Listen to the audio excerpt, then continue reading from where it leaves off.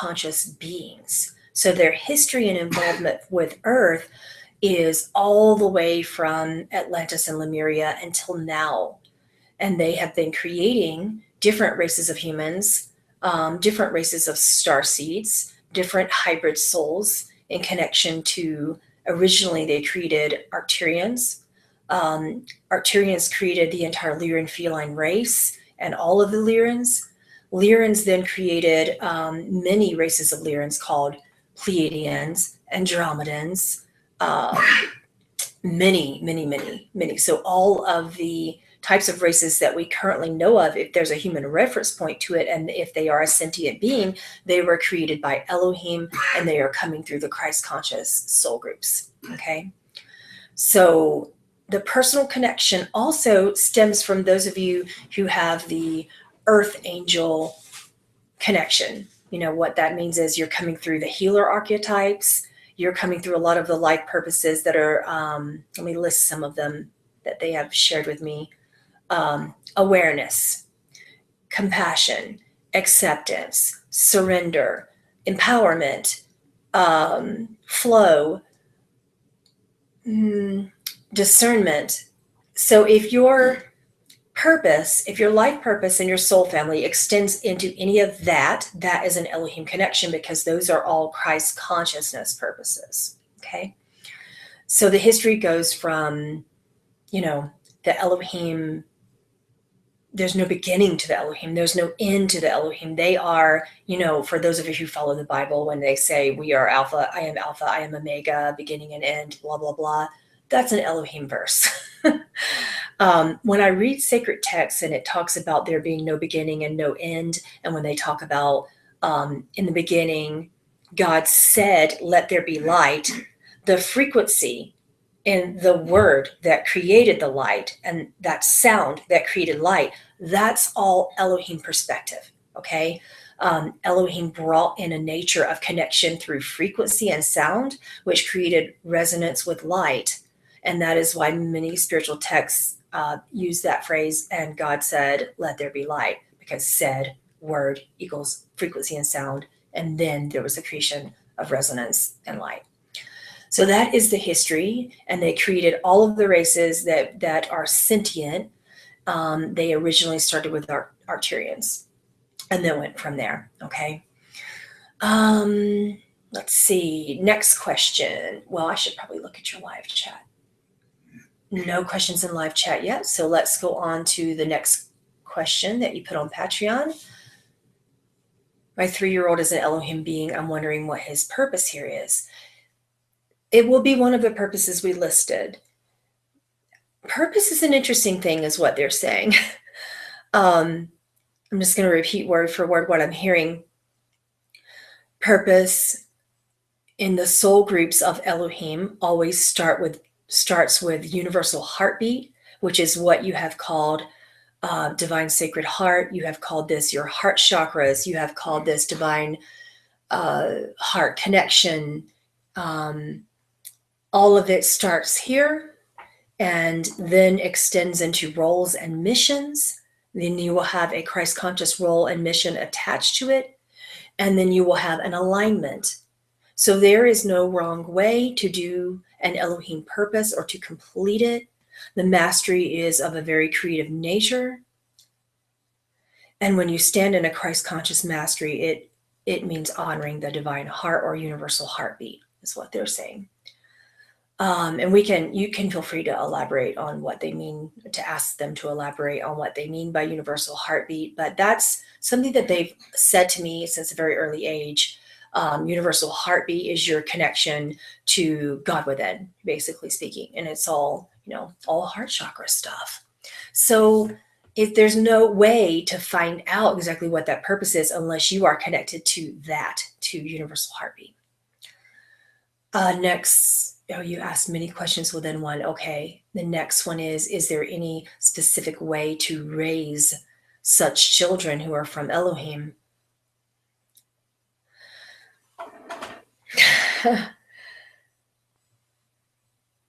They're mentioning to me, they're wanting me to mention the connection to Adonai. Adonai was the unique race of Adamic man that, for those of you who follow the works of Edgar Cayce, and you remember my Edgar Cayce channeling, we talked about the Adamic race, and they called it the race of Adamus. And then we talked about, who Edgar Cayce had channeled would be like the first man on earth and the first woman on earth. In the biblical times, they called that Adam and Eve. But there have been many, many names for the same race of being, because there are many, many different planes of existence.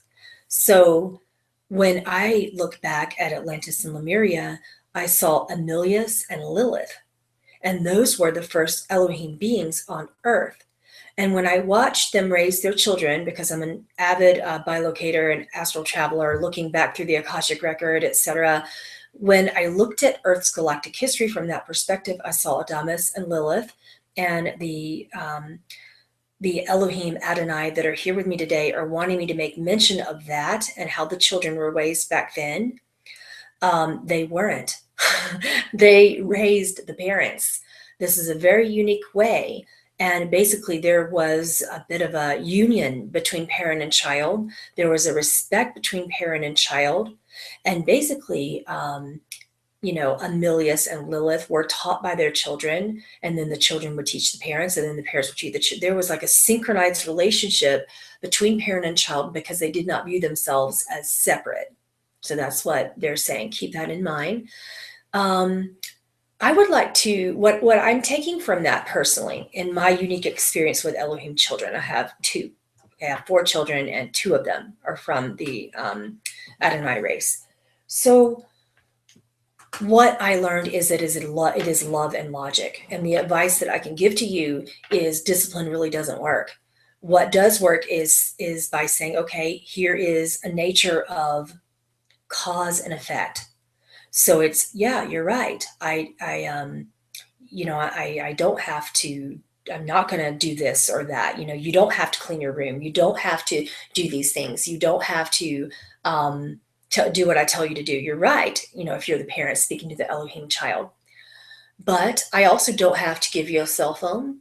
I also don't have to let kids come over my house and feed them. That's what I say to my teenager when he doesn't clean his room. I'm like, oh, you have some friends come over. You're right. You don't have to clean your room, but also they don't have to come over. And, that's just, some people will call that manipulation, but quite frankly, it's the law of cause and effect is what the Elohim have taught me about, especially raising the teenagers. They don't have to do anything that I say, but quite frankly, I also don't have to take my 5-year-old to gymnastics if I don't want to. And she knows that, and she's well aware of that. I don't have to do any of those things as well. So you see where I'm going with that. It is cause and effect, love and logic. And shortly thereafter, I'm now reading what you're saying. You're saying he's extremely intelligent, but also very headstrong. And then you're asking, okay, I'm so curious to know how the Elohim, especially after you, Pamela, told me that my son is Elohim, do incarnated Elohim have certain characteristics as humans? Yes. Also, are Elohim known as earth angels? Yes, they are. And we've discussed that. I am 100% Elohim. And what that means when you have that nature, I can't even be called a hybrid. Like I literally have no human self. My human self, I'm what's called a walk-in. So there are Elohim that are full 100%. And what happens is we will be born human, but then the human nature, that part of our essence will walk out. So my essence walked out pretty young. So she said, I had enough. So for those of you who understand the walk in, walk out explanation, that goes into the definition and understanding of fractals of our nature and soul essence. So basically I have 8 different essence fractals of the same being. And upon my full enlightenment, all of those fractals will become integrated. And then that is what the Elohim know as ascension. There was a very good book that I have skimmed, and it was channel material by Serapis Bey that talked a lot about this. The author is Tony Stubbs, and it's called An Ascension Manual, I believe. It's somewhere on my desk. I should have probably read the whole thing, but I didn't. I just read a couple of chapters. An Ascension Handbook. Here we go. Channel material by Serapis Bey. Can you guys see that? By Tony Stubbs.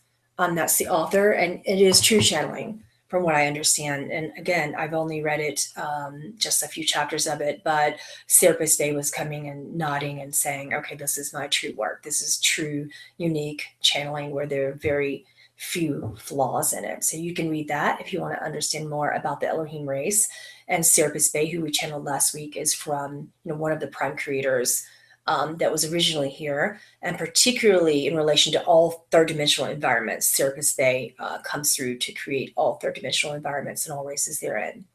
But in terms of the incarnated Elohim and their characteristics, the first characteristic is we don't have much of that human stuff going on. We are normally walk-ins, and we have a very hard time humaning, if you will. We have a hard time generally with body things and health. Elohim have addictions. So you'll notice that a lot of the Elohim and earth angels here on this planet are not honoring their paths because there's drugs and alcohol involved. I was raised with an alcoholic father, and he was actually very grounded to be such an alcoholic. He was one of those happy drunks. But regardless, I learned right away that it was important not to do alcohol and drugs. So my particular addiction is food. So basically speaking, Elohim have to watch out for addictions on all levels because it prevents ascension and helps us, it kind of prevents us from being in the body. That is the biggest characteristic that I know. Number one, being walk-in, and number two, having a hard time with human things. Vision and sound. Okay, we are normally frequency and resonance-based beings. A lot of the Elohim children that came in from 1973 until now, I've noticed that they are synesthetes. So for those of you who don't know what that means, I'm sure many of you do, synesthesia is a rare thing that occurs when you, how can I say it? You will operate very strongly in your senses, almost to the point of being overwhelmed by them. A lot of autistic children have synesthesia, and they have been misdiagnosed as having autism. Autism is just an unusual word that humans came up with for the Elohim children. When I was, I think, 5 or 6 years old, I was so strange and so overstimulated by light and sound that my school teachers thought I was autistic, and they yanked me out of class and began to test me, and they put me in a special needs class and began to test me for autism. So that, and I don't have it, but regardless of that, I had like so much adjustment. I had so many masters around me that taught me how to adjust and handle it. Many Elohim children do not have that. Therefore, they get labeled autistic and get that diagnosis, and they are then prescribed various medications which dim their gifts and prevent them from their purpose.